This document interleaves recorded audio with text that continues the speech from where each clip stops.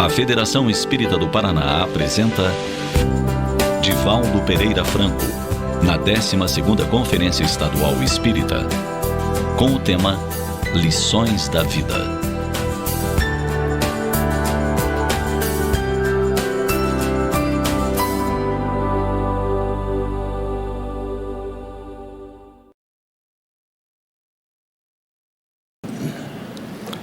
Senhoras, senhores, queridas irmãs, queridos irmãos espíritas, jovens, caros amigos internautas que nos acompanham através da tvc.com, nossos votos de muita paz.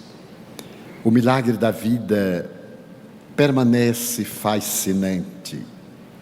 Em uma obra publicada na Inglaterra e firmada pelo cientista, parapsicólogo e escritor Asa Questel, denominada As Razões da Coincidência, a ilustre personagem narra que no momento quando, nos anos 50, ele se interessou pelo estudo da parapsicologia, os seus amigos ficaram divididos. Uma parte dizia que ele houvera abandonado a postura científica para envolver-se com essas questões do ocultismo que não encontravam ressonância nas academias.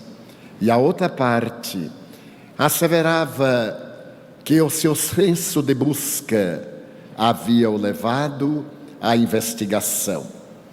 E ambos tinham razão na sua palavra generosa, porque até aquele momento, apesar de a parapsicologia ter tido seu início por volta de 1932 na Universidade Duke, graças a dois notáveis psicólogos que investigaram as probabilidades da percepção extrasensorial, permanecia como uma doutrina marginalizada.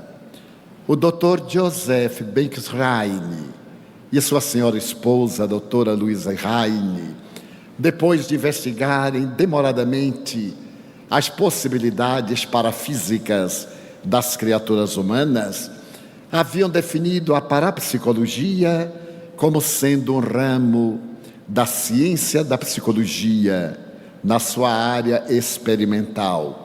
No entanto, o cepticismo acadêmico, o preconceito ancestral, não permitia que homens de nomeada na área das ciências dedicassem o seu tempo à investigação.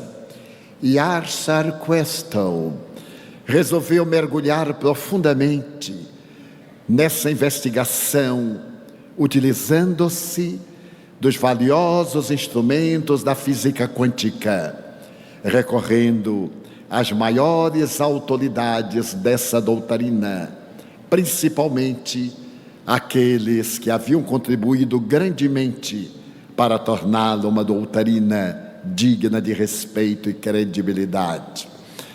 Depois das suas investigações, ele faz uma análise da denominada lei da complementaridade. E depois de documentar que essa lei tinha razões de natureza extrafísica, ele se detém a considerar os melhores autores da astrofísica, da física quântica, da psicologia, da química do seu tempo, demonstrando o acerto da realidade do ser e o milagre da vida. Ele transcreve, por exemplo, a opinião de Sir James Jeans, esse notável astrofísico inglês, que teve a ocasião de asseverar, como dissemos ontem, que até aquele momento a maioria dos cientistas acreditava que o universo era uma máquina, mas que nessa oportunidade havia uma unanimidade em dizer que o universo era o pensamento. E refere-se a Eddington, o extraordinário cientista inglês, também físico quântico, quando disse que a origem do universo prende-se à origem do espírito. Em todo o universo, assevera Eddington, a realidade básica é o espírito. E vai adiante esse notável estudioso, quando se refere, por exemplo, ao Dr. Firshoff, que em 1967 teve a coragem de declarar nos meios acadêmicos: o espírito é uma realidade. Eu desejo informar que detectei o espírito, que para mim é um ser de interação universal, semelhante à eletricidade e ao magnetismo e à gravidade. Com uma diferença: ele pensa. Utilizo-me da palavra inglesa mind, mente, para dizer que o espírito não é uma concepção de natureza absurda, é uma realidade constituída de mind-domes, partículas de mente. Dessa forma, se fizermos uma variação da equação de Albert Einstein a respeito da grande fórmula em que a matéria se converte em energia e vice-versa, nós teremos encontrado a realidade do espírito. E esse extraordinário autor que penetra no âmago das questões mais intrincadas da física quântica, para explicar a paranormalidade humana, não pode deixar-se de arrastar pelo lado filosófico e pela ética moral, que nos leva às reflexões ontem apresentadas a respeito do Dr. Lewis, da Universidade de Oxford, em torno da ordem moral que vige no universo. Hoje sabemos que o universo é mantido no seu equilíbrio graças a essas 4 forças conhecidas, mas principalmente graças à sua ordem moral. Que lições devidas podemos retirar dessas análises profundas de cientistas audaciosos, como o Dr. Jim Hammer, que no ano de 2002 publica nos Estados Unidos o resultado das suas observações através da genética do comportamento em torno da criatura humana. O Dr. Hammer e a sua equipe, depois de estudarem mais de 10.000 gêmeos univitelinos, chegam a uma conclusão fascinante: a crença em Deus é de natureza genética, a religião é de natureza sociológica. Todos os seres que descendem de Deus, aspiamos, têm naturalmente a presença de Deus, e após a decodificação do genoma humano, que demonstrou existirem em nosso DNA 35.000 genes, podemos apontar que um desses genes é o gene de Deus, o VMAT2.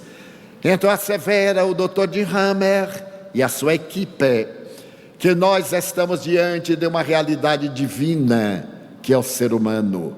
Não é mais o fruto do acaso, da estúpida lei da coincidência, mas de uma programação elaborada pela consciência cósmica, aquela mesma consciência cósmica definida pelos espíritos Allan Kardec.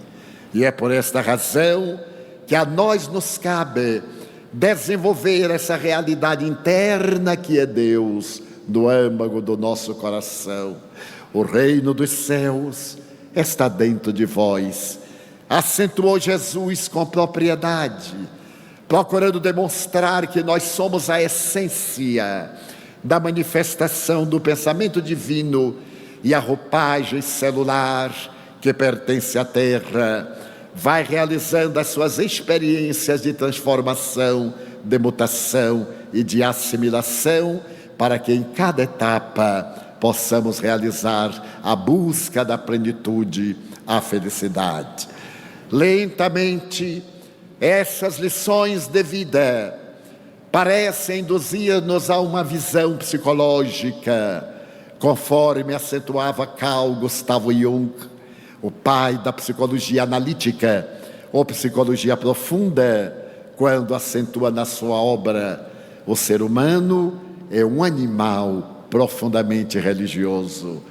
É exatamente essa religiosidade a que se refere Allan Kardec quando aborda a questão da mediunidade, que deve ser exercida religiosamente, com este espírito de unção, por constituir-se a ponte de ligação psíquica entre a criatura encarnada e o mundo transpessoal, no qual habitam os seres desencarnados, normalmente denominados vivendo em outra dimensão, para poderem comunicar-se conosco, estabelecendo essa tranquila manifestação da diluição da cortina que antes nos separavam da vida imortal. Essas lições de vida são fascinantes, porque nos dão um conceito diferente de felicidade, vivendo a época do utilitarismo, do consumismo, da ansiedade, do medo e da solidão.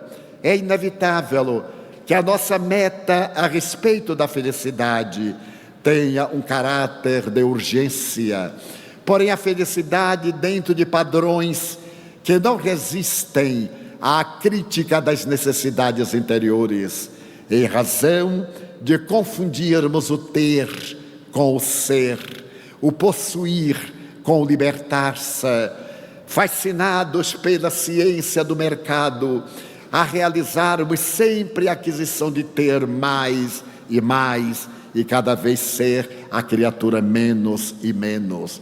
Se recorrermos, por exemplo, às lições de vida da história, poderíamos recordar, por exemplo, com o pensamento de um dos pais da história universal moderna, que ao escrever a história dos tempos com uma equipe de 40 historiadores durante 10 anos, ao encerrar o seu trabalho, assevera no pós-fácil que a história não ensinou realmente à criatura humana quase coisa nenhuma.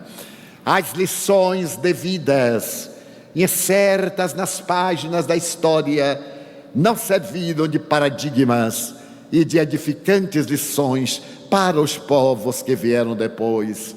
A humanidade viveu mais em guerra que em paz. Os generais governaram mais a terra ao lado de outros homens e mulheres belicosos do que os filósofos, os poetas e principalmente os democratas.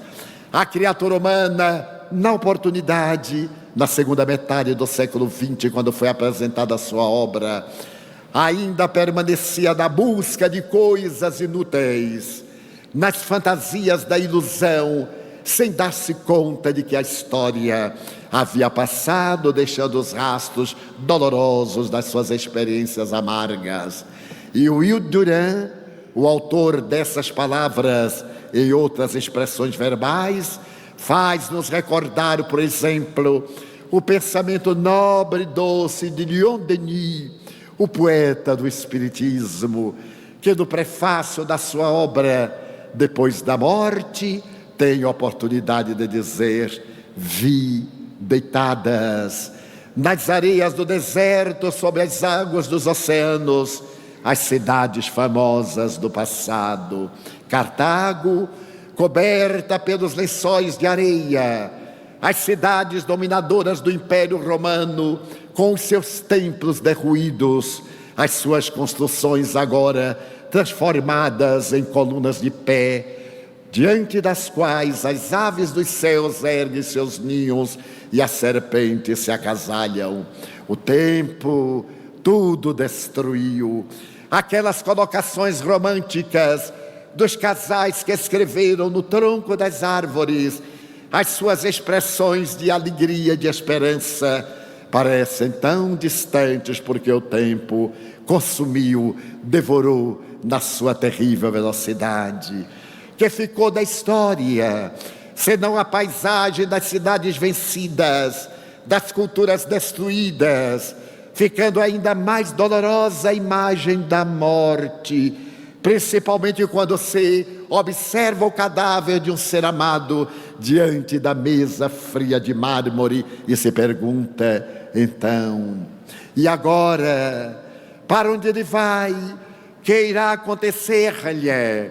E Leon Denis, no arrobo da inspiração poética, diz: enxugai as vossas lágrimas, porque veio o Espiritismo para dizer que a morte não se interrompe no momento que cessa a vida física. Este ser que jaz inanimado aí sob a pedra fria de mármore, ele vive, ele está estuante e pode voltar a comunicar-se convosco para trazer as notícias do mundo além da matéria, as alegrias e bênçãos ou os sofrimentos defluentes da sua conduta material. Uma ciência nova chega à Terra para enxugar as dores e as lágrimas, os suores e as saudades daqueles que pensam que a morte tudo devora e destrói. Então, a lição de vida do extraordinário Leon Denis na sua obra vai prolongar-se numa análise das civilizações da antiguidade oriental, o Egito e a China, as lições preciosas de Israel e do Japão, a antiguidade da Babilônia, da Síria, da Pérsia, até adentrar-se na velha Grécia, e depois de estabelecer os parâmetros de mortalidade vividos na Índia, abordar o Império Romano e as civilizações que vieram em pós, até chegar ao coroamento de Jesus, a abertura do reino do amor e mais tarde a chegada de Allan Kardec, com as estrelas que caíram dos céus para iluminar a noite da terra, anunciando a era nova do espírito imortal. As lições das vidas que passaram pelo proscênio terrestre e vieram dizer que a morte é uma ilusão dos nossos sentidos, é a demonstração da pobreza das nossas percepções sensoriais, agora ampliadas pela faculdade mediúnica, esse extraordinário sexto sentido do Prêmio Nobel de Fisiologia, o professor Charles Richet.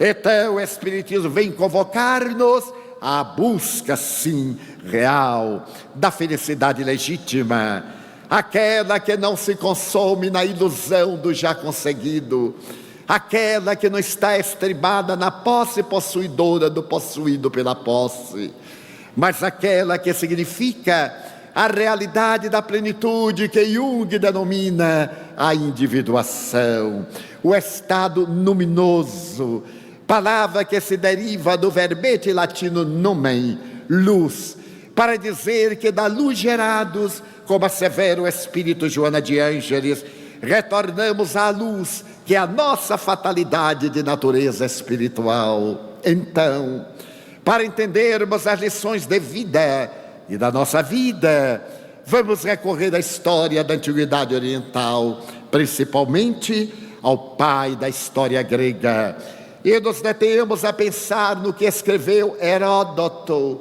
de Halicarnasso, por volta do século VI antes de Jesus, quando narra a história do homem mais poderoso da terra, o homem que era considerado portador da maior fortuna que jamais existiu e ainda traduzida às moedas de ouro insuperada, que foi o rei Creso. Este rei da Lídia, hoje Turquia.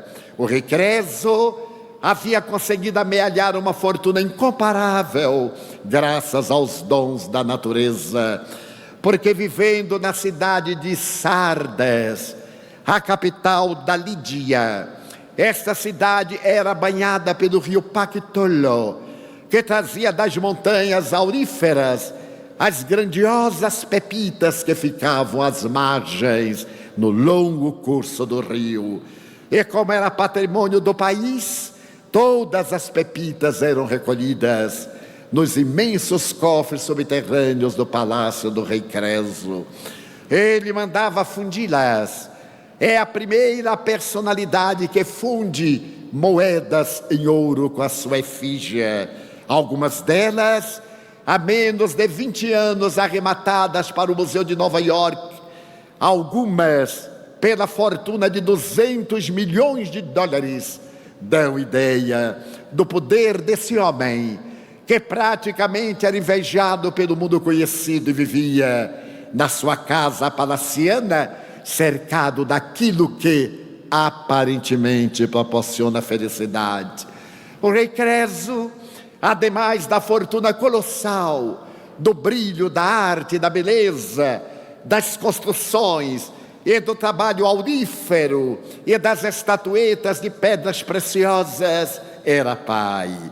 Ele era pai de 2 jovens, Actes, que era o seu descendente, e um outro que era surdo-mudo, incapaz, portanto, de o substituir quando lhe adviesse a morte. Era natural que ele se voltasse totalmente para a educação de Actes, que nascera sob o vaticínio de uma tragédia. Ao nascer, astrólogos, fazendo uma conjunção dos astros celestiais, haviam diagnosticado que ele deveria morrer de uma maneira cruel. Ele deveria ser vítima de uma lança que lhe seria atirada, roubando-lhe a vida. E o pai, generoso e preocupado, porque acreditava nos vaticínios que vinham do mundo espiritual, ele cerca o filho de toda a proteção, impedindo que ele saia, por exemplo, a caçar, mas mandando construir um bosque especial, um pomar com os frutos mais diversos que o clima da cidade podia proporcionar. Amigos diletos, a proteção dos esclarecimentos e de pedagogos para encarregar-se da sua educação. E Actes desenvolve-se de maneira prodigiosa para gáudio de sua genitora e do grande rei Creso. Nesse ínterim, jornadeava pela terra uma das personalidades mais famosas do mundo, que era nada mais, nada menos do que um grande filósofo. Ele se havia notabilizado como um dos 7 sábios da Grécia. E Solon, realizando um périplo para levar a sabedoria grega pelas diversas nações, chegou também à cidade de Sardes. E o rei mandou convidá-lo para um banquete triunfal, com o qual homenagearia o homem mais sábio e mais bem dotado da humanidade. Narra Heródoto de Alicarnasso que antes do banquete, Creso, deslumbrado pela sua fortuna e pela presença desse verdadeiro sábio, convidou a visitar os seus depósitos. Aqueles depósitos onde estavam abarrotados de ouro, de gemas preciosas, de estatuetas de ébano, das pedras mais raras trabalhadas por artesãos que viviam somente para isso. Apresentou-lhe as mais variadas demonstrações de poder, e à medida em que o sábio olhava, sorria quase com indiferença. Ao apresentar, por exemplo, as suas montanhas de ouro, o sábio Solon balançava a cabeça como se não concordasse com o rei. E depois dessa exibição de poder temporal, quando chegam à sala do trono para o banquete de acepipes especiais, Creso, diante da corte, pergunta a Solon: eu gostaria que tu me dissesses qual é o homem mais feliz da terra. E o sábio, reflexionando com delicadeza, disse: na minha opinião, o homem mais feliz da terra eu o conheci na cidade de Atenas. Era um jovem chamado Telos. Ele era dedicado à sua mãe viúva, viveu para poder servi-la. E quando lhe adveio a morte, Telos entregou a sua vida para a grandeza da pátria, oferecendo-se para defender Atenas em qualquer circunstância. Para mim, foi o homem mais feliz que eu encontrei na minha jornada terrestre.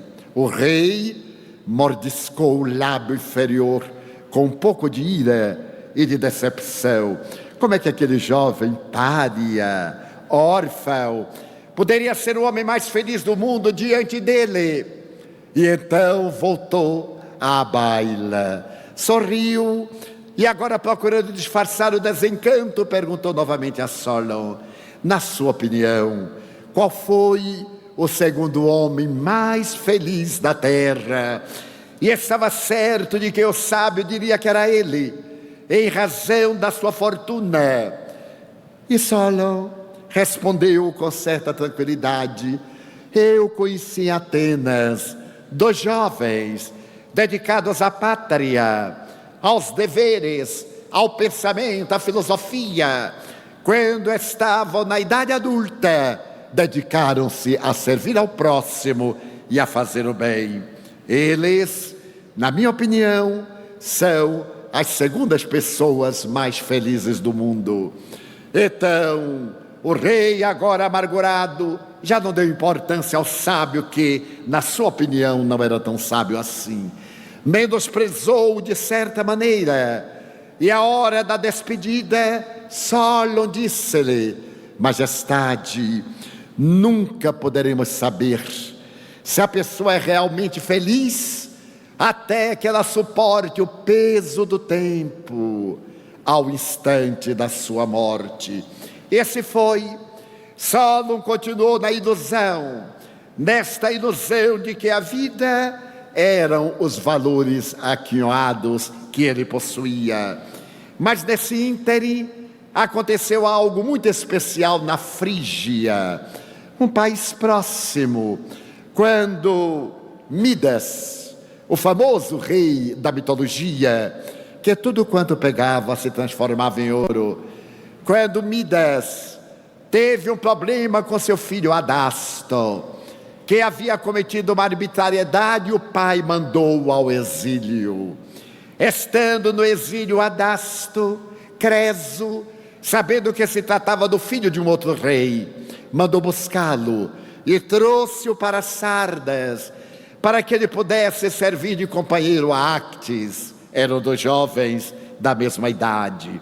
Adasto, que trazia a marca da tragédia escrita no seu mundo íntimo, naturalmente afeiçoou-se demasiadamente a Actes, e os 2 jogavam os velhos jogos gregos, passeavam pelo bosque, até que um dia Adasto propôs a Actes: tu já saíste dos limites palacianos? Oh não, nunca. Então burlemos a vigilância, procuremos uma maneira de fugir, vamos caçar porcos espinho do outro lado das muralhas, na floresta virgem. Essas manadas, essas varas estão à nossa disposição, e como eu sei que tu és hábil no arco e eu sou na lança, poderemos surpreender teu pai, trazendo aquilo que é de mais importante para os nossos jogos, os nossos prazeres. E numa madrugada, os 2 jovens equipados, arco, flecha e lança, conseguiram ludibriar a vigilância e adentraram-se pela mata virgem. Corriam de um lado para o outro e encontraram uma vara dos porcos espinho. Correram e um deles extraviou-se. Seria a vítima ideal. Adasto ficou à distância e Actes, com seu arco e flecha, foi correndo e foi procurando o animal. E subitamente Adasto vê que numa moita algo se move, prepara-se com a lança e atira. Quando por detrás da moita vegetal levanta-se Actes e a lança trespassa-o do peito às costas e ele tomba. O vaticínio havia se cumprido. O jovem Adasto enlouquece de dor. Um pastor torna-se testemunha daquele incidente feliz não desejado. O cadáver de Actes é levado a Sardes e o rei chora amargamente a perda preciosa.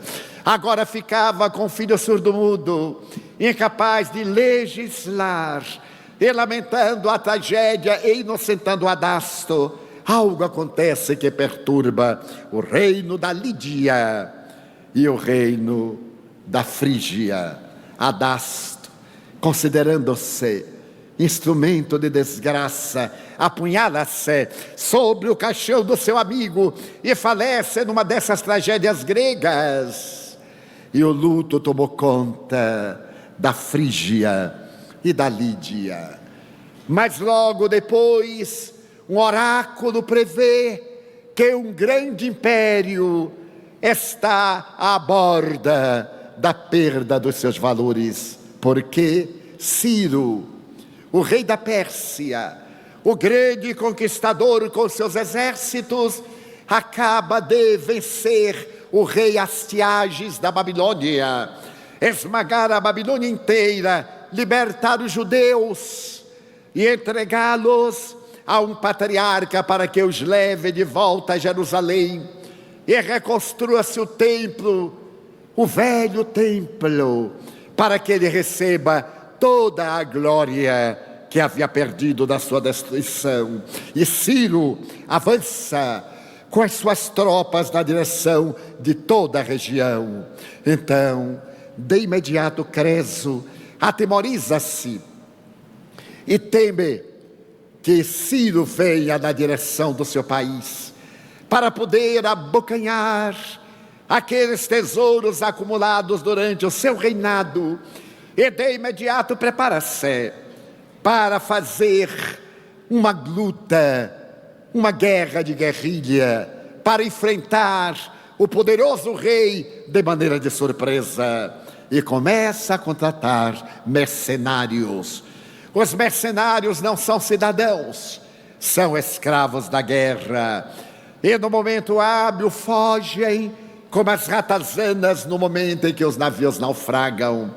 Sabendo Midas de que ele se preparava para a guerra contra Ciro, desforça-se da mágoa que guardou quando ele foi buscar Adasto, que estava no exílio. Midas não perdoa Creso por interferir em negócios do Estado e da sua família. Então o que fez? Propôs a Ciro que ele daria terra para a segurança estratégica, ofereceria a Frígia para servir de ponta de lança do combate, sem que Creso soubesse de nada. E começa agora a preparar-se o exército da Lídia, que vai enfrentar Ciro, que se encontra em terras distantes. O equilíbrio das tropas persas, que se celebrizaram na história, inclusive na entrada da Grécia no desfiladeiro das Termópilas, vence o exército desses remunerados que fogem e avançam na direção da Lídia, até chegarem, de repente, às portas de Sardes. A cidade foi sitiada, as muralhas derrubadas, e de repente Creso está na sacada do palácio, vendo as tropas inimigas invadirem seus jardins, arrebentarem todo. A cidade de Sardes arde em chamas, as mulheres são violadas, os homens e os idosos são assassinados, as crianças são pisoteadas, as tropas como gafanhotos ferozes avançam, e o rei vê a perda dos seus poderes ali da sacada, com as lágrimas nos olhos, enquanto o exército adentra-se pelo palácio e começa a destruir tudo e a descer aos subterrâneos para apropriar-se dos seus bens. Narra o notável Heródoto que o rei estava debruçado na sacada e o seu filho surdo-mudo ocultara-se no reposteiro de veludo, de onde podia ver o pai de costas e a porta de entrada à sala do trono. Então ele percebe que um soldado persa chega e, vendo aquele homem debruçado, pega a lança e vai atirá-la. Quando o jovem aturdido tem um momento de estupor, e apesar de surdo-mudo, ele grita: não o mate, não o mate, ele é o rei. O soldado hesita, Creso move-se e a lança se crava na janela de madeira. E o pai teve a vida salva, mas o exército arrasta-o, arrasta a família real a ferros pelas ruas de Sardes, destruída, incendiada, e eles são levados à praça pública para o momento culminante da glória, a morte do rei. Atado ao madeiro improvisado, colocadas achas de lenhas e gravetos, exatamente no momento em que vem o soldado com o archote, vai passando pelo lugar Ciro, o grande conquistador, e o rei abatido, dominado pela angústia, vendo seus filhos, o seu filho e a sua mulher, ali expostos ao holocausto, ele se lembra de Solon e exclama em grego: ó Solon, ó Solon, como tinhas razão. Nunca se pode saber se o indivíduo é feliz ou não, senão depois que passa a carga do tempo.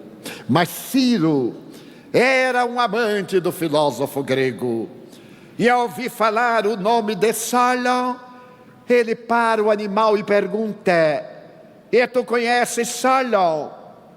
E então Creso diz: como não? Eu estive no meu palácio na época do esplendor, e desejando demonstrar que eu era o homem mais feliz do mundo, ele vaticinou que não se pode definir um homem feliz senão depois que passa a carga do tempo, e se pode constatar realmente se ele foi feliz ou não. Então Ciro, tomado de uma expressão rara de compaixão, mandou que desatasse aquele homem e disse: ele é o rei. Subiu ali à praça, onde estava armado um palanque no qual o rei iria ser sacrificado, e disse à tropa: anotem este gesto de benemerência, de humanidade, anotem na história que Ciro teve compaixão do rei da Frígia, do rei da Lídia, vencido, porque pode ser que um dia me aconteça algo equivalente, e eu espero que o vencedor use para comigo da compaixão que eu estou usando para com ele. E então Creso, diante desse gesto incomum na história da humanidade, ajoelhou-se diante do vencedor e disse-lhe em gratidão: leva-me contigo, eu serei o zelador dos teus bens, trabalharei para ajudar-te, procurarei administrar a coroa, e aceito a posição humilde de servo, porque em verdade já não sou rei. Ciro aceitou a oferta deste homem especial, levou-o para o seu país, e ele se tornou educador de Cambises, filho de Ciro, que logo veio a desencarnar. E Cambises, agora rei dos persas, leva adiante a campanha de conquistar Atenas, fazendo uma das páginas mais belas da humanidade, a resistência dos 300 que defendem o desfiladeiro das Termófilas, onde hoje existe uma frase escrita aqui: 300 homens deram a sua vida pelo ideal de liberdade. Foram os 300 espartanos que defenderam a Grécia da grande conquista de Cambises. Lições de vida. Então, o que é a felicidade? Nós que estamos no milagre da vida e que acreditamos que a nossa vida tem um sentido, temos perturbado esse sentido na busca do prazer. O prazer constitui-nos, do ponto de vista hedonista, a meta a alcançar. E vemos a correria desabalada das criaturas humanas na busca do prazer. Prazer que sempre foge de lugar, que tem o encantamento até o momento em que nós usufruímos, porque logo depois ele passa a ter o sabor amargo da distância no tempo e a sede de um novo prazer. Então a lição de vida da história universal poderia ser suficiente para nos ensejar uma visão otimista como lição de vida fundamental para nos encontrarmos felizes. Não há muito, a Unesco esteve estudando uma indiana, uma mulher notável, chamada Dani Janki. Dani Janki, neste momento, é uma veneranda mulher de 86 anos. A Universidade do Texas examinou as ondas cerebrais de Dani Janki para verificar a razão pela qual ela era tão calma. E ao fazer as análises, especialmente das ondas delta, as ondas mais largas, que dão estado de êxtase, a universidade chegou à conclusão de que aquela mulher era o maior exemplo da humanidade e podia ser considerada como a guardiã do planeta, título que lhe foi otorgado pela ONU. E se compreendeu que ela era a mulher portadora do estado mais estável de consciência da humanidade. Mas o que é que faz esta notável senhora? Ela sai pelo mundo aplicando a terapia do abraço. Ela fica sentada, forma-se uma fila intermina no mundo, chega-se até ela e ela dá um abraço de paz. As suas ondas delta envolvem a pessoa em profunda harmonia, submetida a situações estressantes. A veneranda Dani Janki mantém o mesmo estado de paz interior. E se torna, portanto, a guardiã do planeta, por ser uma pessoa de paz. Como diria Gandhi, não apenas pacífica, mas também pacificadora. Eu desejo recordar-me de uma cena humorística, mas que tem lugar nesse capítulo das lições de vida. O nosso amigo Nilson de Souza Pereira é o homem do abraço. As pessoas abraçam-no, ele abraça. Está com a idade quase de Dani Janki. Ele está com 85 meses, caminhando para a idade da veneranda mulher. E estando nós, certa feita, em São Francisco da Califórnia, realizando uma atividade doutrinária, a nossa anfitrioa de Los Angeles, a senhora Akemi Adams, começou a apresentar-me e dizia com gentileza, ao terminar a reunião: Divaldo, estará às ordens para os autógrafos, para um aperto de mão, para uma saudação. Então a Akemi parou e, olhando para o auditório, disse: eu gostaria de recomendar que vocês aproveitem e abracem tio Nilson. Ele tem um abraço psicoterapêutico. Ambos ficamos chocados. Era um auditório de 400 pessoas. E então, quando terminou a reunião, nós nos esquecemos. Eu fui sentar-me para os autógrafos. E quando eu olhei a minha fila, tinha exatamente 11 pessoas. E eu olhei ao lado e a dele tinha 64. Então eu reagi: só abraça quem levar o livro. Então a pessoa recebe o autógrafo e recebe o abraço psicoterapêutico de tio Nilson.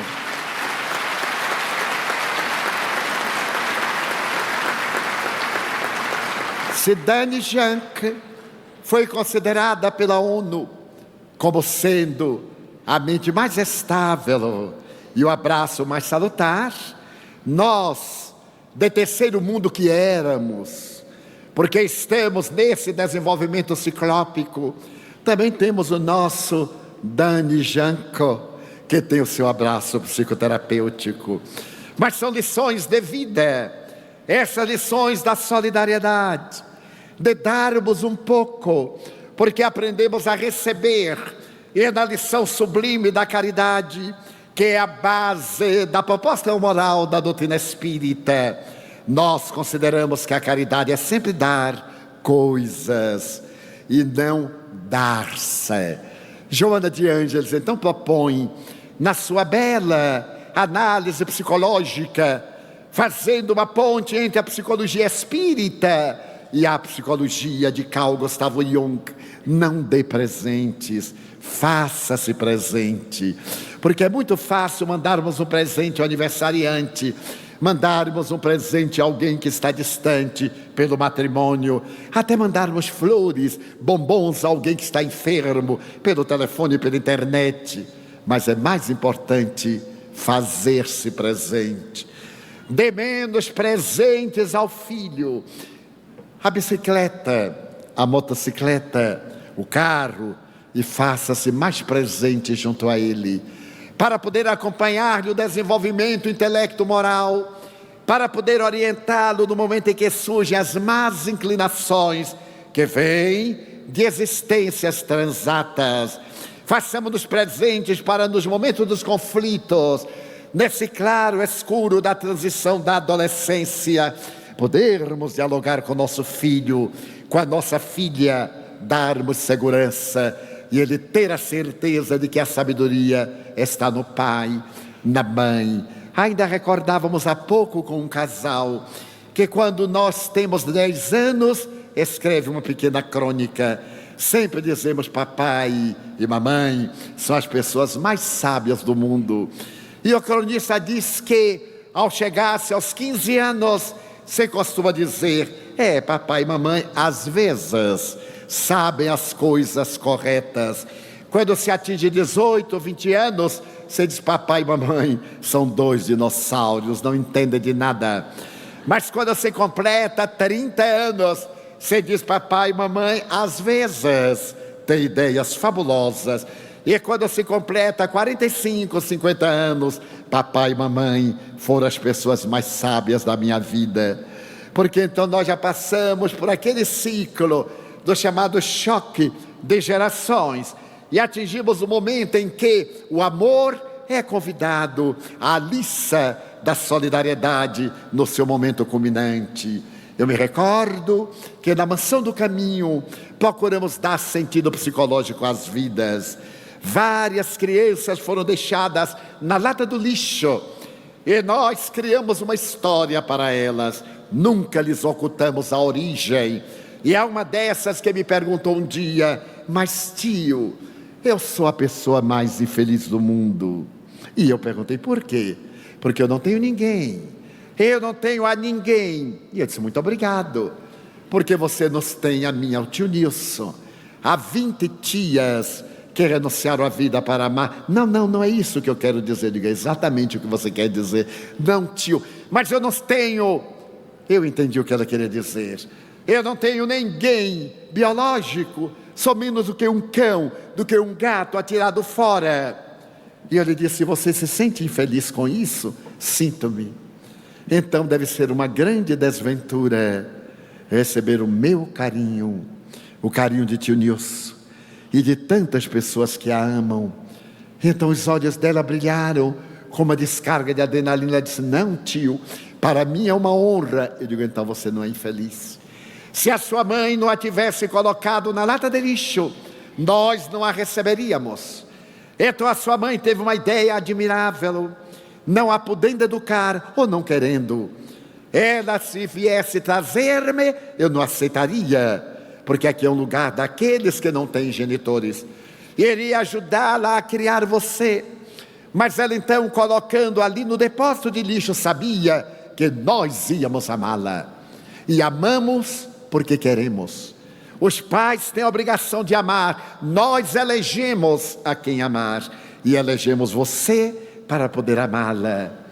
Então ela caiu em si, como diz Santo Agostinho. Despertou para a realidade do amor, além do vínculo biológico da consanguinidade. Pegou as minhas mãos e depois de beijá-las, ela disse: o senhor nunca se arrependerá. Eu digo: mas eu nunca me arrependerei. Antes de adotar você, eu pensei, não foi um gesto de um impulso, foi um ato de amor. Eu adotei-a por amor, dei-lhe o meu nome por amor. As leis não permitiam, eu fiz declaração falsa. Naquela época, hoje, há uma benignidade pelo gesto de solidariedade e de abnegação. Mas antes não, era um crime. Eu lhe dei o meu nome, declarei que você é minha filha biológica. Você tem o meu sobrenome. Aí o senhor diz assim que não tem grande significado, mas de qualquer forma é um sobrenome. Nós temos nomes: Franco da Espanha, um ditador inclemente. De qualquer forma é nosso parente. É tão bacana ter um parente ditador e nós sermos da ala do amor. Ela sorriu e disse: então, tio, o senhor nunca vai se arrepender. Eu digo: não sou de me arrepender. Por isso eu penso antes de agir. E quando erro, é claro, eu procuro reparar. Esta menina era o exemplo do significado da vida, do milagre da vida. Tornou-se realmente uma cidadã. Estudou psicologia para poder entender o enigma do ser existencial. Porém foi estudar psicologia à luz do espiritismo, fazendo a ponte de Joana de Ângeles com a psicologia junguiana e a doutrina sublime da libertação de vidas. Mas desejo relatar a história de um outro filho, que aos 4 anos de idade, nessa época, nós tínhamos 10 lares, famílias ou lares substitutos. Certo dia, a tia que eu tinha no lar, eram 8 meninos, sendo 5 meninos e 3 meninas numa casa. Na outra, 5 meninas, ou ao inverso, 5 meninos e 3 meninas, para equiparar. A casa em que predominava o menino não era numerada, tinha o nome de árvore. A casa dos jacarandás, onde predominava a menina, a casa das rosas, pela sensibilidade. Então a tia da casa dos jacarandás trouxe-me o pirralho e disse-me: Divaldo, eu não posso ficar com este menino, porque este menino é um bandido, na frente da criança. Eu então olhei para ela, sorri, meneei a cabeça, mas ela estava algo desajustada pelo desequilíbrio e pelo medo. E imagine o que ele fez, e deu-me um pedaço de metal, de arco de barril, que ele quebrara, que ele amolara do cimento. E ela lhe perguntou: para que é isto? Ele disse: para lhe matar. E então ele é um bandido. Eu digo: minha filha, depois você me conta os detalhes. Não, eu não fico com ele, porque eu perguntei: como é que você vai me matar? Eu lhe cravarei a faca no ventre. Os senhores observem, para sentir o sangue quente na minha mão. Então eu chamei e disse: mas que maravilha, sente aqui na minha perna. Passei-lhe a mão na cabeça, ele estava gelado. E eu lhe perguntei: como é que você sabe que o sangue é quente? Ele disse assim: tio, eu se lembro. Você se lembra de que no dia em que eu empurrei assim a faca e o sangue saiu quente, escorreu aqui por dentro da camisa? Era, portanto, alguém que havia cometido um homicídio e estava no inconsciente. Eu disse: mas que lembrança! Mas quando foi isso? Eu não sei, mas eu se lembro. E você pretende fazer isso, meu filho? Pretendo. Eu digo: então vamos negociar. Pedi a tia para sair e disse: você me dá a faca, porque você não tem forças, e eu guardo aqui na minha gaveta. E se algum dia alguém lhe contrariar e você queira cravar a faca, você vem até mim, conta-me o problema, eu analiso. e vamos os dois juntos para resolver. Está bem? Ele disse, está bem. Deu-me a faca, eu guardei na gaveta do meu birô e disse para ele, olha, a gente não pode fazer isto, porque a vida, e expliquei-lhe dentro do seu limite, Deus, Papai do céu, nos deu a vida, ninguém pode cortar. Então, você vai pensar agora em ajudar o tio a construir outras vidas. E transferiu de casa para outra. Quando ele completou 6 anos, a segunda tia veio e disse, Divaldo, eu não fico com este menino. Fulana tem razão. Imagine a faca que ele fez. Ele disse que era para cravar no meu ventre.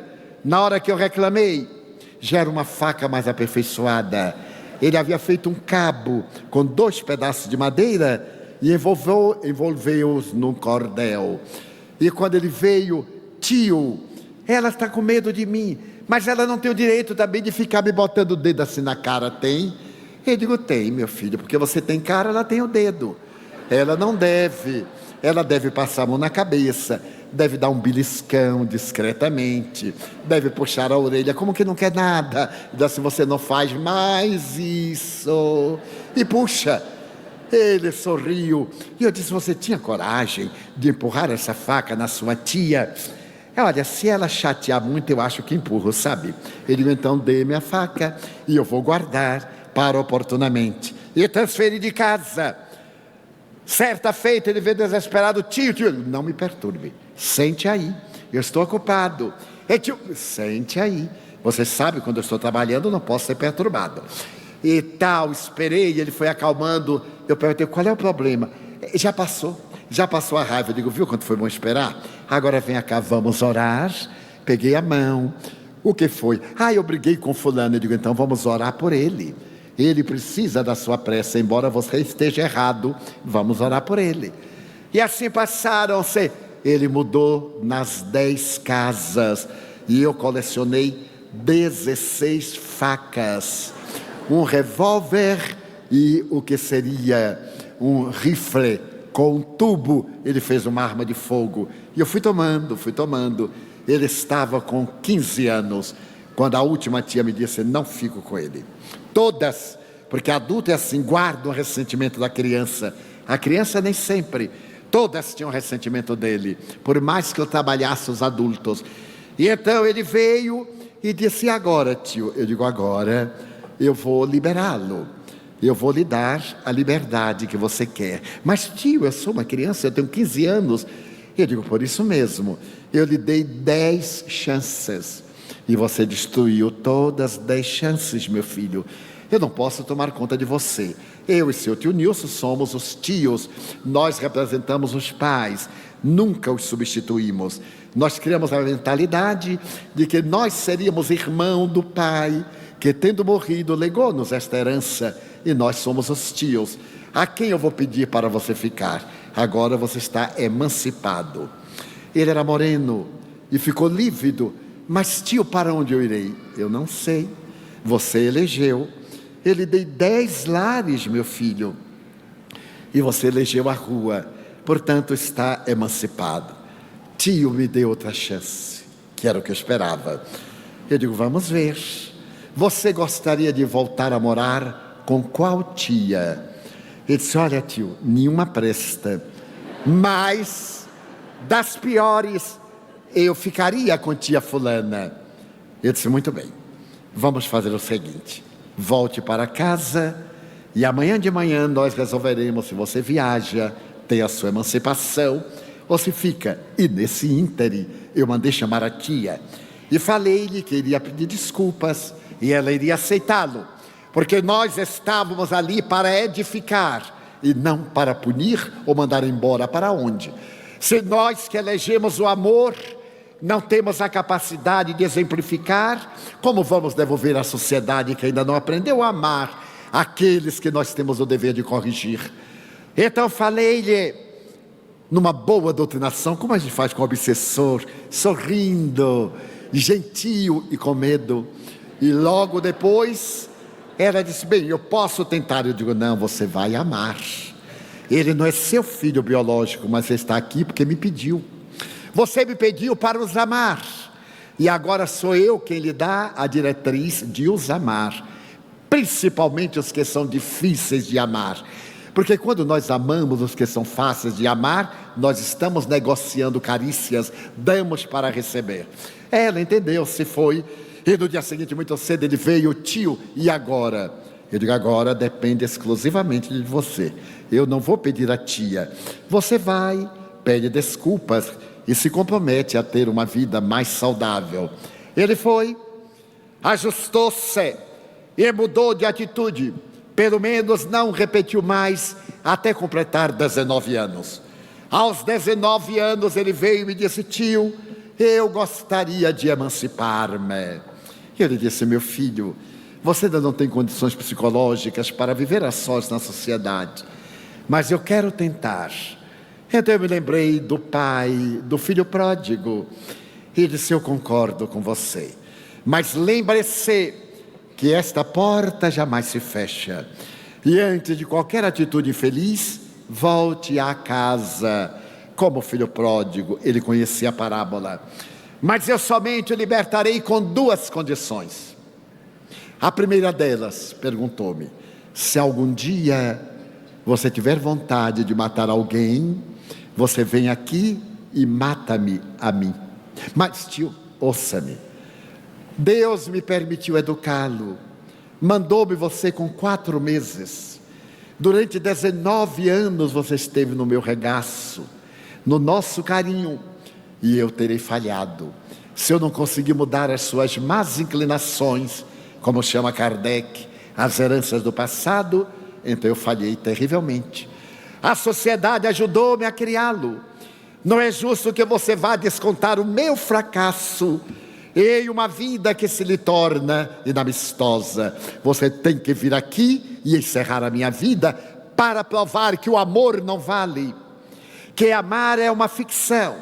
Então você terá que fazer isto ou eu não lhe dou a liberdade. Mas tio, eu nunca farei isto. Eu digo, então nunca você tentará contra a vida do seu próximo. Então, os olhos dele nublaram-se e ele me disse, eu prometo. Muito bem. E a segunda condição, tio, haja o que houver, meu filho, procure sempre o seu velho tio.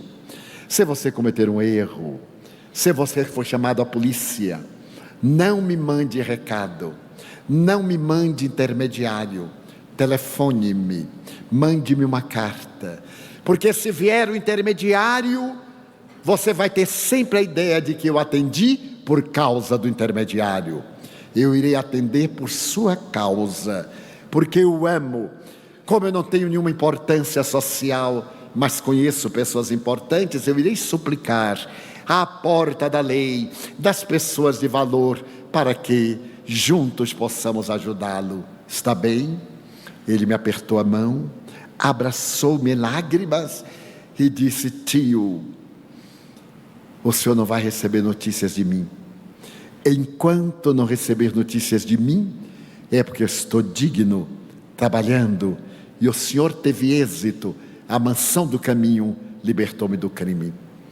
Quando o senhor tiver notícia de mim, é porque eu estou à borda da tragédia, então me socorra. Eu digo, vai em paz, meu filho. No Nordeste nós temos o hábito de abençoar. Deus te abençoe, meu filho. Vai em paz. E ele se foi. Passaram-se os anos, exatamente 11 anos. Uma cidade importante do estado de São Paulo conferiu-me o título de cidadania honorária. E o presidente da Câmara de Vereadores solicitou-me que chegasse à véspera, porque a Câmara desejava prestar-me uma homenagem particular antes daquela oficial. Assim eu fiz. No dia aprazado, o vereador foi buscar-me no hotel onde a Câmara me havia colocado, e ao chegar às 19 horas, a Câmara estava toda reunida com pouquíssimas pessoas. Ao passar pelo foyer da Câmara, eu vi uma linda exposição de arte, mas não pude deter-me. Entramos e antes de que houvesse a reunião, o presidente da Câmara me disse, Divaldo, eu vou lhe dar o mais importante presente que você já recebeu na sua vida. Eu então sorri de mim para comigo e perguntei-me: será que ele sabe dos presentes que eu já recebi? E fiquei expectante. Quando 2 vereadores foram à sala de entrada e trouxeram um rapaz de óculos Ray-Ban, estava na moda, vestido mais ou menos de uma forma extravagante, moreno, com o cabelo Rastafari, que eu acho lindo. E então ele vinha andando com algo na mão. E então o presidente disse: Divaldo, você o conhece? Eu disse: claro. Mas como sabe? Ele está adulto, está de óculos pelo andar. Eu conheço o baiano pela ginga do corpo, como carioca pela ginga do samba. É meu filho, fulano. Então ele sorriu, tirou o óculos e disse: meu filho, desenmascare um pouco. Volte à realidade. Que pena não poder tirar essa peruca Rastafari da cabeça. Então ele sorriu e disse: o senhor não mudou nada, não é? Que eu digo: mudei para melhor. Imagine o que eu era, se ainda estou assim. Sorrimos, ele deu-me um abraço. E então ele disse: tio, eu resolvi quebrar a minha promessa, procurar o Senhor antes de cometer um crime. Eu hoje sou artista plástico, eu trabalho com areias, eu sou retratista da alma. Quando alguém me convida para fazer um seu retrato, eu peço para ficar na casa por uma semana para conhecer a alma da pessoa, porque copiar a máquina faz melhor. Eu retrato a alma, eu quero dar-lhe um presente. Eu retratei a sua alma. E me entregou um quadro. Todos me olharam e me vi constrangido a desenrolar um embrulho, na incerteza de que alma seria. Será que é o retrato de Dorian Gray? Aquela coisa trágica no fim. Mas quando eu abri, eu tive realmente um choque. Era a minha alma. Não era talvez a minha fisionomia. Havia algo nos olhos, no sorriso. Ele, que me conhecia bem, perguntou: então, velho, imagina que atrevimento, chamar uma coisa dessa de velho. Então, velho, é a sua alma ou não? Eu disse: você me conhece, meu filho. Você retratou-me realmente a alma. Muito obrigado. Ele me deu um abraço. E naquele abraço eu lhe perguntei: alguma vez você teve vontade de matar alguém? Muitas. Principalmente os marchands. Toda vez que eu ia expor em certas galerias, porque sou afrodescendente, o preconceito, a ambição, desejaram enrolar-me, trair-me, desejaram ludibriar-me, e eu me armei de faca. A ideia do passado, punhal. Me armei de faca, e quando eu avancei para vingar-me, eu vi o Senhor dizendo: primeiro, você tem que me matar a mim, porque eu fracassei. Eu então nunca poderia fazer isso com o Senhor. Então não matei ninguém. E tem ressentimentos, meu filho? Tinha muitos ressentimentos, que estou diluindo à medida que eu pinto as almas. E você já pintou a sua alma? Já tentei, tio.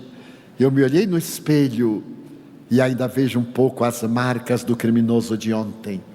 Estou esperando a libertação desse atavismo reencarnacionista, para um dia lhe mandar o retrato da minha alma, renovada em nosso Senhor Jesus Cristo, através das lições de Allan Kardec.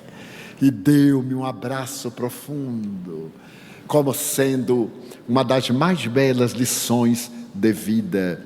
Meu filho, hoje é importante, não vou dizer o seu nome artístico, mas é realmente importante, porque ele venceu-se a si mesmo.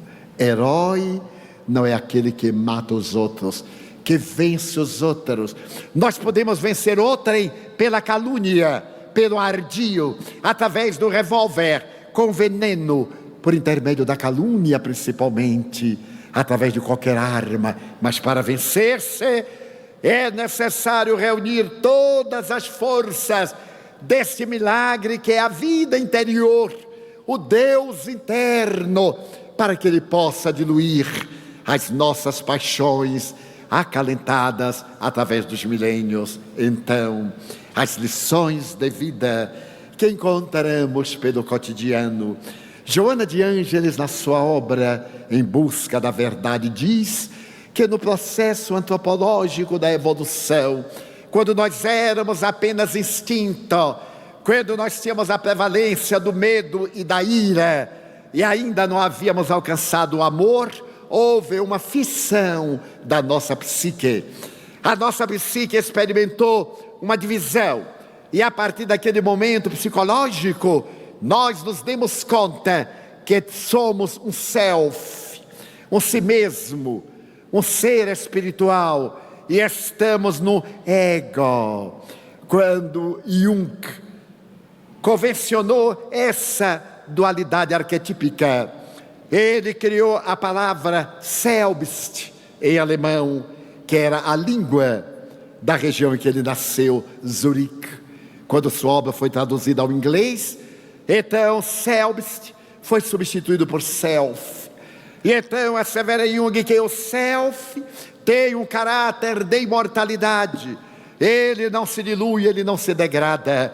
Mas naquele momento houve a separação do eixo Self, Ego. E desde então, nós estamos lutando para fazer a fusão do ego no self.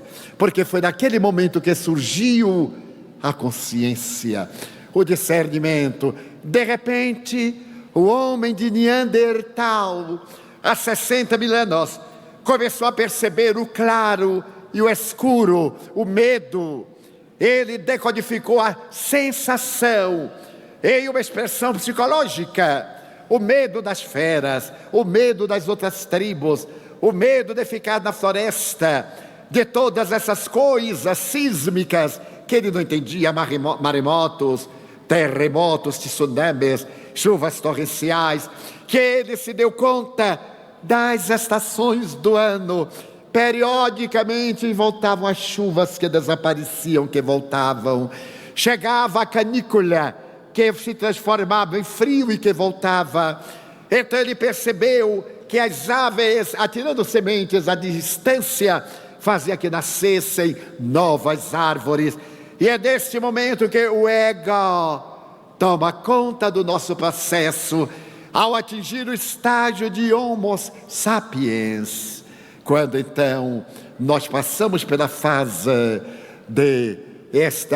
deste egocentrismo, achamos que existe o universo, porque nós existimos, mas a evolução arquetípica leva-nos a sair do egocentrismo para entrarmos no egotismo, querermos tudo para nós, para depois nós escorregarmos para melhor, para o egoísmo, e então nos libertarmos numa perfeita fusão do ego no self, quando o ser que somos supera as impressões do ser que nós estamos. A doutrina espírita enseja-nos essa perfeita identificação, conclamando-nos ao trabalho de transformação interior, de conquista dos valores éticos que já sabemos discernir, que já encontramos a lucidez para compreender que as virtudes são as aquisições positivas da vida, e os vícios são as heranças do nosso primarismo, do nosso atavismo, das nossas manifestações de natureza egóica. Então é necessário que o self domine o ego, e nós esqueçamos do eu para pensar em nós, no grupo. Narramos em Ponta Grossa uma experiência de vida muito curiosa, e que já narramos em outro lugar, porque nos impressionou demasiadamente. Como Deus me permitiu a felicidade da crença, eu me considero uma pessoa realmente feliz, por causa dessa doutrina libertadora, e cada dia mais fascinado com as propostas luminíferas de Allan Kardec, trazendo Jesus decodificado na luz da ciência nova, perfeitamente atual. E por isso eu sou sempre jovial comigo mesmo, sorridente, agradecendo a vida, porque também na minha idade, diariamente eu abro a janela e eu digo assim: meu Deus, ainda estou encarnado, que maravilha, muito obrigado pelo sol, porque eu moro na cidade mais linda do mundo, que é Salvador, depois de Curitiba, naturalmente. Então, eu saúdo o sol.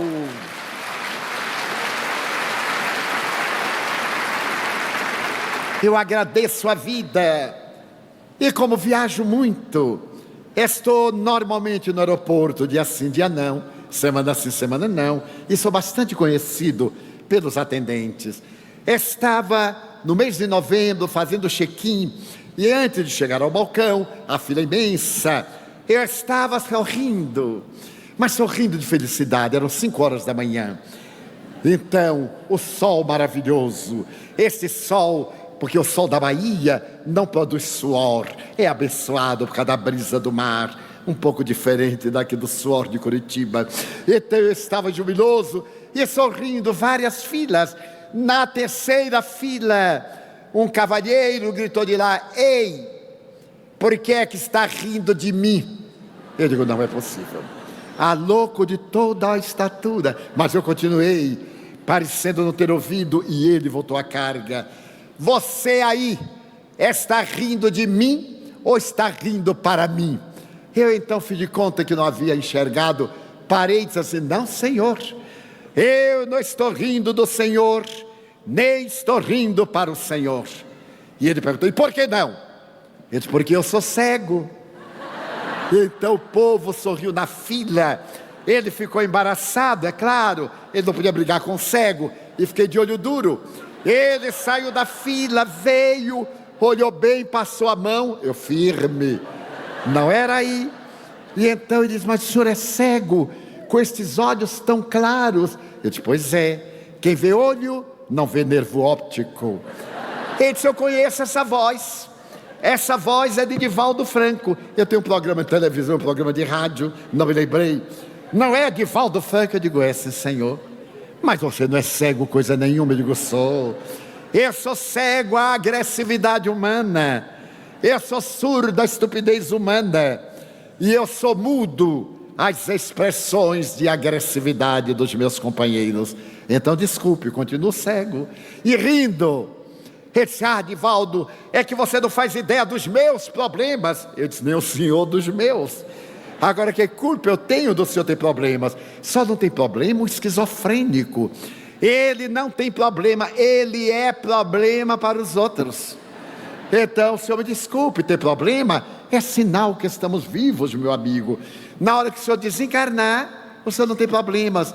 Eu me lembro de uma história clássica da literatura religiosa americana, em que o homem ia desesperado pela rua e encontra um nobre pregador, um dos mais célebres do século XX. E então o pregador diz: mas onde vai? Estou desesperado, estou cheio de problemas, não aguento mais. Então o pregador disse: olha, eu recomendo que você siga aqui por esta rua de Jersey City, onde nós estamos, e daqui a 1 quilômetro você vai encontrar 25 mil pessoas que não têm problemas. Ele disse: nossa, aonde? No cemitério. É que o pastor não sabe que no cemitério é que tem problema. A turma querendo levantar o corpo, outros desejando revitalizar a matéria em decomposição, outros sofrendo de asfixia. Eu tenho muita dificuldade de ir ao cemitério, é onde eu encontro mais problemas. Aí eu prefiro o cemitério dos vivos mortos ao dos mortos vivos. Então eu disse para ele: problema faz parte. Você está indo aonde, Divaldo? Estou indo a São Paulo. Eu também. Em que voo você vai? No voo X? Eu também. Eu digo: era só o que faltava. Ele vai sentar do meu lado, é assim. Não deu outra. Eu sentei na fila C e ele na fila D, no corredor, lado a lado. Quando nos sentamos, ah, Divaldo, agora nós vamos conversar. Eu vou fazer uma consulta. Porque assim, médium e médico apareceu, a gente faz uma consulta. Não há quem aguente. Eu contava um amigo há pouco que quando eu trabalhava no Instituto de Previdência, eu servi no setor de assistência médica e havia um médico notável. Ele estava um dia caminhando pela avenida mais movimentada de Salvador, quando encontrou um amigo e disse: ai, doutor fulano, foi Deus quem o mandou. Imagine que eu estou com uma dor aqui. Ele disse: não me diga, o que será, doutor? Ele disse: tira o paletó. Mas aqui, tira o paletó. Aí ele tirou o paletó. Tira a gravata. Mas aqui, doutor, tira a gravata. Ele tirou a gravata. Agora tira a camisa. Mas doutor, aqui na rua, você está me fazendo a consulta na rua, eu tenho que examinar você aqui na rua. Então assim é com o médium. A gente vê o médium, não aguenta. Aí tem sempre uma pergunta, nem que seja uma pergunta tonta. A pessoa chega e pergunta: como é que eu estou? Se o dono não sabe, como é que a gente sabe? Normalmente eu digo: está melhor, está ótimo, muito bem, podia até estar pior, né? Não, mas é que você não sabe. E aí me conta. Muito bem. Ele sentou-se e eu lhe disse: olha, os dias de consulta no centro são terça, quinta e sábado, das 8 até a madrugada. Mas, Divaldo, não dá para gente conversar aqui no avião? Eu digo: não, é falta de educação.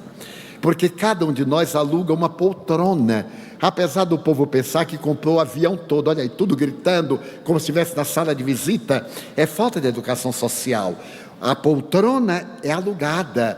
Note que as pessoas pensam que alugaram a fila toda. Quando vão levantar, agarra da frente e puxa, quando deveria levantar, segurando os braços para a vertical. A gente está cochilando, ele acorda. Quando não empurra a mão na cara da gente para... Aqui não pode conversar. Então eu quero mostrar a predominância do ego.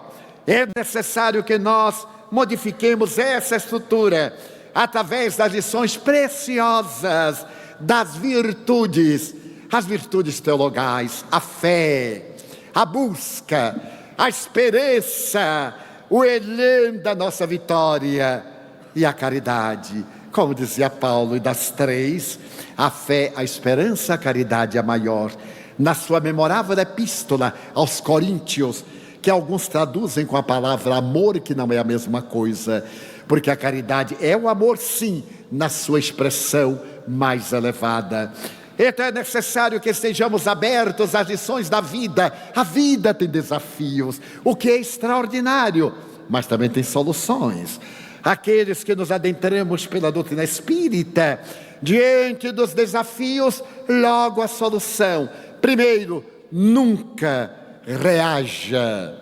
Reagir é do instinto, haja é da razão. Se alguém lhe pisa no pé, não dê uma cotovelada gritando: você é cego. Diga como uma vez eu fiz: alguém me pisou no pé e era um mastodonte. Eu toquei no ombro. Quando ele olhou para trás, ele disse assim: olá. Ele: olá, você não está sentindo uma coisinha fofa embaixo do seu pé? Ele disse: estou. Eu digo: é meu pé. Faça o favor, tirar sua patinha de elefante de cima do meu pé. Sorrimos. Eu fiquei com o sapato rasgado, era de camurça, mas ficamos amigos. Uma amizade vale muito mais do que uma camurça rasgada. E o outro amigo, que se dizia neurótico, veio até mim e pediu-me: ore por mim, Divaldo, eu não ando nada bem. Imagine você que eu fui dobrar uma esquina, me bati no sujeito, eu fiquei tão revoltado que eu segurei e gritei-lhe: você é cego? Ele disse: sou, sim, senhor. Eu então atropelei o cego e queria ter razão. Esse trabalho da fusão do ego no self é o desafio existencial. Para que nós estamos na terra? Para superar as nossas más inclinações. Quando Kardec pergunta às entidades venerandas qual o meio prático mais eficaz para vencer no mundo e superar as más inclinações, que respondem: um sábio da antiguidade já vos disse: conhece-te a ti mesmo, busca o teu Deus interior, vitaliza-o, para que ele se desdobre em bênçãos e alcance um patamar superior, que é a vitória do ser que és, sob os impulsos do corpo em que estás.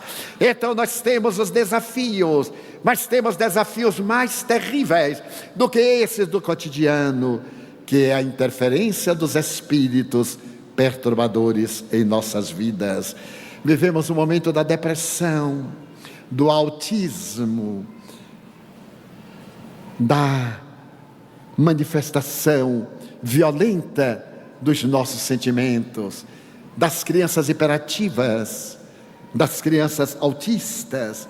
Vivemos a hora das ansiedades e não nos damos conta que muitas vezes esse panorama psicosférico resulta da interferência do mundo espiritual inferior em nosso cotidiano espiritual atormentado. Um grande desafio da existência humana é a obsessão. Freud dizia que na raiz de todo transtorno neurótico há um problema da libido. Poderemos dizer que na raiz de todo transtorno comportamental e de saúde há uma interferência espiritual em conotação com nosso passado desastrado. É necessário que estejamos vigilantes para que não nos tornemos instrumentos de perturbação nas mãos de entidades perversas, ociosas. E Allan Kardec cuidou desse capítulo com maestria no capítulo 23 do Livro dos Médiuns, quando estudou as obsessões. A obsessão simples, a obsessão por fascinação, essa obsessão perversa, cruel, em que o indivíduo volve ao egocentrismo, começa a considerar-se superior às demais pessoas, mais conhecedor do que todo mundo, portador de benesses, como se a sua fosse uma existência espiritual superior, olvidando-se que ele é de carne. Quando o apóstolo Paulo recebeu de uma mulher obsidiada a homenagem que dizia: ele é o deus Apolo, e logo queriam sacrificar um animal, Paulo teve a honorabilidade de gritar para a massa: calma, eu sou de carne como vós. Rasgou no peito a indumentária gasta e mostrou a matéria. Ele não se deixou fascinar, como é comum entre os médiuns e outras pessoas, intelectuais, expositores, escritores, que de repente são picados pela mosca azul e acham que eles são privilegiados. Tudo aquilo que verte dos seus lábios é a palavra da verdade, e aquilo que vai do seu raciocínio é a única, e que o mundo existe porque eles existem. Isto é muito grave. Toda vez quando percebermos esta autossatisfação presunçosa, além da imperfeição moral, que é característica do espírito, mesmo que intelectualizado, é uma imperfeição moral, é também uma inspiração de entidades perversas para criarem problemas. A obsessão simples, ela jornadeia no nosso dia a dia. Poderíamos dizer que ela é uma espécie de gripe psicológica, porque de acordo com o nosso tono vibratório, pensou do bem, as entidades venerandas acorrem. Pensou do mal, as entidades perversas sitiam a casa mental e trabalham aquele mal, transformando-o em ideia fixa, em desejo de vencimento sobre os outros, até o capítulo terrível das obsessões mais graves, quando o indivíduo derrapa nas possessões evangélicas, que Allan Kardec prefere usar a palavra subjugação, quando fica dominado. Mas este desafio tem no Espiritismo a solução psicoterapêutica preventiva: uma mente saudável, uma mente otimista, uma mente corajosa, uma mente afervorada a Deus.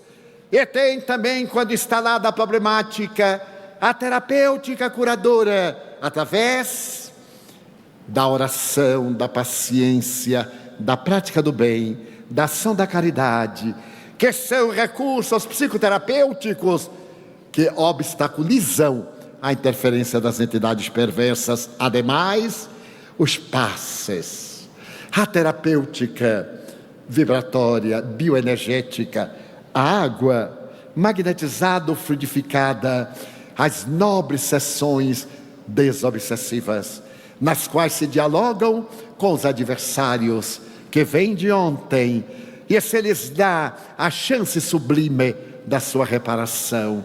Então é natural que a vida tenha desafios, mas que também nos apresente as suas soluções.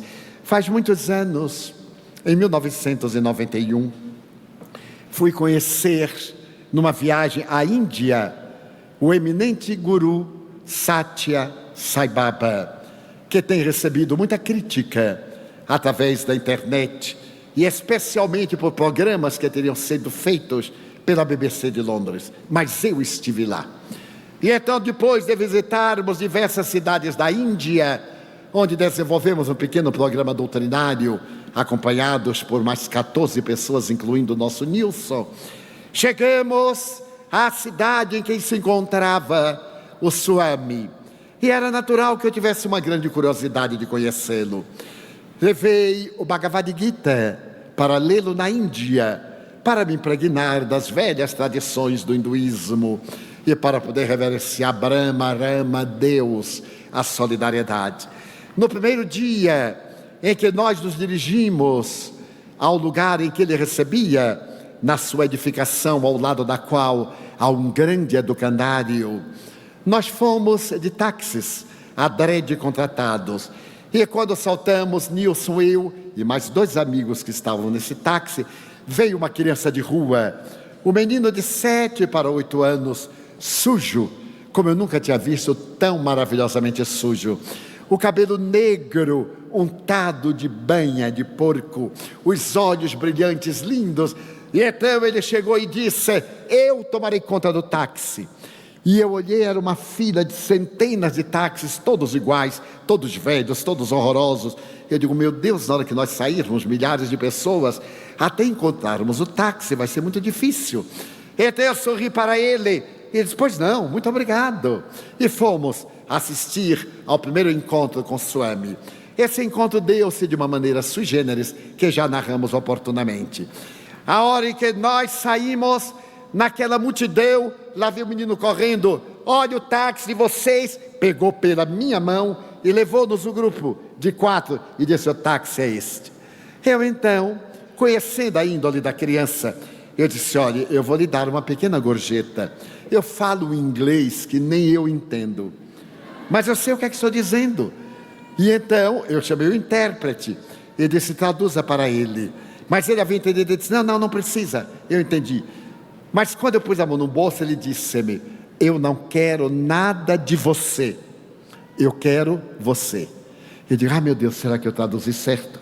Então eu chamei o intérprete, pergunta o que ele disse. Era exatamente isto. Eu fiquei surpreso com este jogo de palavras. Não quero nada de você, eu quero você. Eu digo: é astúcia infantil. Ele quer naturalmente a gorjeta de todos, porque nós somos 4, se eu lhe der uma. E então os outros deram, muito bem, fomos embora. No dia seguinte, quando nós chegamos, olha o menino, nos identifica naquele curso interminável de automóveis antigos. E novamente, quando termina, ele vem correndo. E aí eu lhe perguntei: como é seu nome? Tamil. Oh, Tamil, que nome lindo. Muito bem, mas hoje eu vou dizer: não quero nada de você, eu quero você. Eu fiquei intrigado.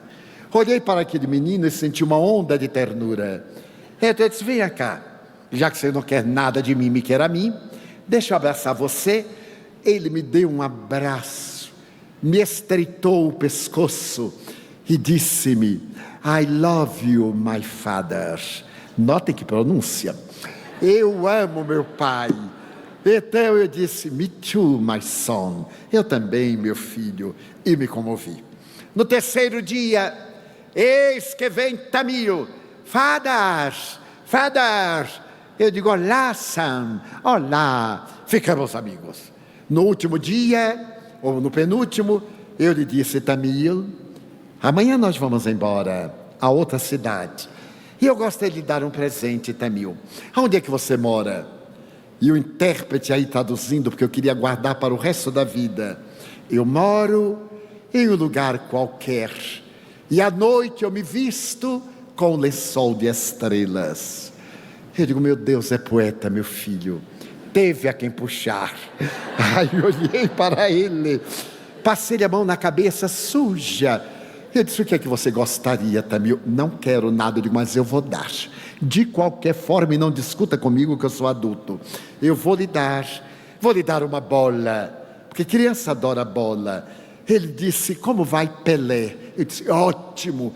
Você conhece Pelé? Eu digo, ó, quem é que não conhece Pelé na televisão?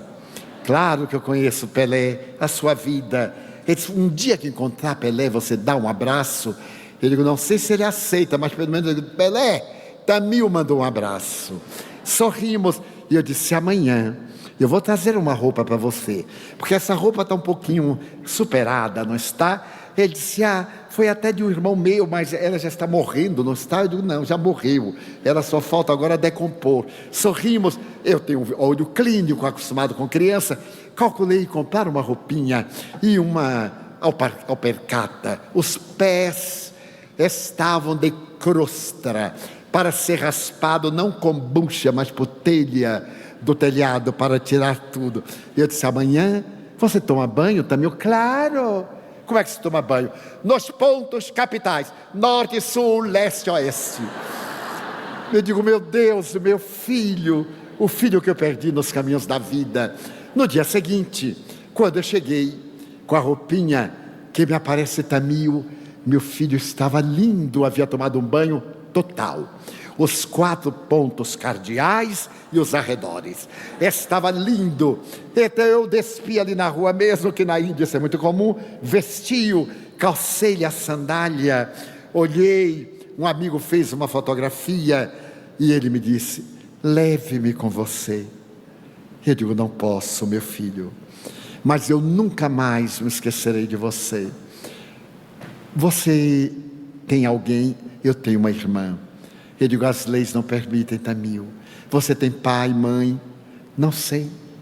Desde que eu comecei a ser, eu nunca conheci ninguém. Eu ando com uma tropa, um grupo que parece uma ventania, que são os desgraçados da Índia. Você é pária, Tamil? Não sei, mas devo ser. Eu digo, mas não tem os traços. Você tem as marcas da tradição Brahmani. Então eu digo, nós não vamos nos ver mais, meu filho. Eu vou para um lugar muito longe, talvez eu não volte mais nunca. Ele começou a chorar, pôs a cabecinha no meu ombro. Eu disse, mas eu tenho um presente para você, Tamil. Eu queria lhe dar este livro, o livro do Evangelho segundo o Espiritismo em inglês. Aí tem meu endereço, o meu telefone. Se algum dia você tiver um problema, peça alguém para ligar para mim. Eu não tenho nada, mas eu tenho tantos amigos, então eu pedirei, irei suplicar por você. Meu filho, quando eu entrar no carro, eu não vou olhar para trás. Naquele tempo eu estava com uma cardiopatia, tinha muita angina. Ele disse, eu não vou poder olhar para trás para não me comover. Mas lembre-se de mim, eu me lembrarei de você para sempre. Está bem. Quando eu dei o livro, ele olhou e disse, eu não sei ler. Peça alguém para ler para você. Este é o mapa do tesouro. Fomos-nos. Eu nunca me esqueci de Tamil. Isso foi em janeiro. Em maio, por ocasião do meu aniversário, veio uma estranha chamada da Índia. E eu não consegui decodificar. Fui ao telefone. Era uma senhora que dizia, aqui tem uma criança que ele quer falar. Eu digo, eu não entendo bem inglês, mas vamos lá. Ele gritava, eu não entendia nada. Ela tomou o telefone e disse, conhece Tamil? Eu digo, sim, conheço. Eu sou a senhora Gupta. Veio aqui à minha casa no mês de janeiro. Uma criança com um livro e me pediu para ler para ele. Eu sou professora aposentada. E a partir daí eu comecei a ler o livro. E eu me fascinei com o livro. E Tamil, no outro domingo, eu trouxe mais outras crianças e outras. E eu criei uma escola dominical para ler o livro para eles e para alfabetizá-los. Então eu quero dizer ao senhor que eu vou adotar Tamil e sua irmã como filhos meus. Então eu entendi uma parte, ela me entendeu outra, não entendeu nada, mas no fim deu tudo certo. Muito bem. No Natal, nova chamada. Agora eu não tinha dúvida, era Tamil. Eu podia dizer a ele somente slowly, fale devagar, doce, mas ele gritava, father, father. E eu digo, momento. Passaram-se os anos. Há 3 anos, eu me encontrava na cidade de Londres. E ao terminar a palestra, em um lindo auditório nos arredores de Londres, veio um rapaz com uma beleza ímpar e se aproxima de mim e diz: Father Tamil. A senhora Gupta colocou na Universidade de Londres para lhe fazer advocacia. E ele encontrou em um poste de rua o anúncio da minha conferência e foi até lá abraçar-me, lindo como pai. Então abraçamos-nos demoradamente. Meu filho agora é advogado e está defendendo a causa dos meninos de rua na sua cidade natal, sob os auspícios desta veneranda mulher. Lições de vida. Ele conseguiu fazer de alguma forma que o meu ego, o ego que estou, se aproximasse mais do self, diminuindo a distância, porque o amor é a alma da vida. O milagre da vida está no amor. Somente é feliz quem ama. Então, neste momento de tantas aflições, quando nós estaremos sempre defrontando-nos com problemas, busquemos as soluções no amor, na divindade, dizendo: ó meu Deus, eu gostaria de ser uma Via Láctea de estrelas, para que os céus da terra fossem mais belos e as noites clarificadas das luzes da misericórdia divina. Mas como eu sou tão pobre, sem recursos, não podendo ser um sendal de estrelas, deixa-me ser um pirilampo na noite escura, diminuindo a amargura de quem anda na solidão. Eu gostaria de ser um trigal maduro, para de pão repletar a mesa da humanidade, mas na minha soledade, porque não lograrei, então eu te pedirei para ser um grão, que caindo no chão e germinando, multiplique-se no milhão, e socorra a humanidade faminta com a bênção do pão. Eu gostaria de ser a chuva generosa, que tombando sobre a terra porosa, reverdecesse o chão, mas eu não lograrei, então eu te venho rogar para ser um grão, que tombando no chão, se multiplique no milhão. Eu gostaria de ser esse jardim de flores, de todas as cores, para embelezar a terra, mas na pobreza que minha alma encerra, se eu não puder ser o jardim, deixa-me ser uma rosa solitária na frincha da rocha, colocando beleza no altar da natureza. Senhor, eu gostaria de ser um pomar de frutos maduros, para saciar a fome, a sede da multidão, mas eu nunca hei de lograr. Então eu gostaria de ser a montanha altaneira, de onde se tivesse a visão da terra inteira, mas nada sou. Permite-me ser uma pedra pavimentando o chão, por onde andam os heróis na busca da amplidão. Eu queria ser uma escada que levasse o altruísta às alturas, porém assinalado pelas amarguras, deixa-me pelo menos ser o primeiro degrau.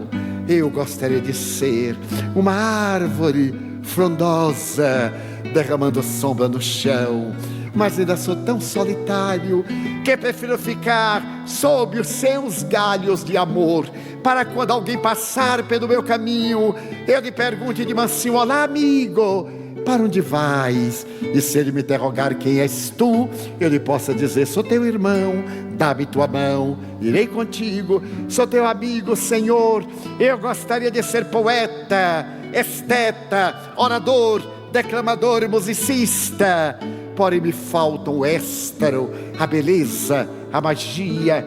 Então deixa-me, na minha pequenez, dizer muito obrigado, Senhor, porque eu nasci. Muito obrigado pelo milagre da vida que me deste.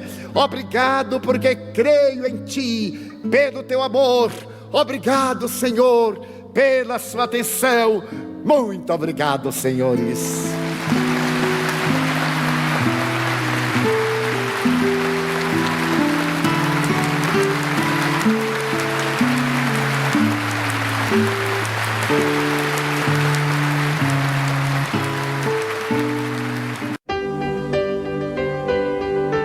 Federação Espírita do Paraná apresentou a 12ª Conferência Estadual Espírita, que abordou o tema Vida, Desafios e Soluções. Obrigado a todos